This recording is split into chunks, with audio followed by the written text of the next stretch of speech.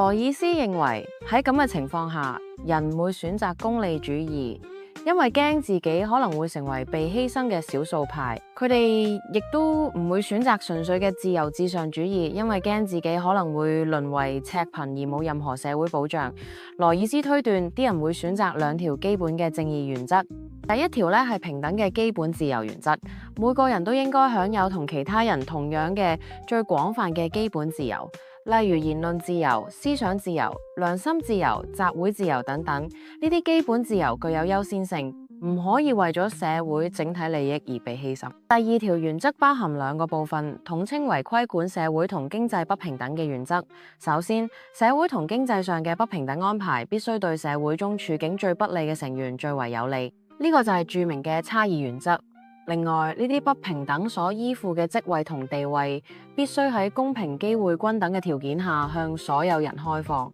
羅爾斯特別強調，佢嘅正義理論挑戰咗傳統嘅精英制度觀念。佢認為，即使社會提供咗平等嘅教育機會，但一個人嘅天賦才能、家庭背景、社會出身，甚至努力嘅意願同能力，喺好大程度上都受到一啲道德任意性嘅因素影響，並唔係個人完全應得嘅。因此，社會資源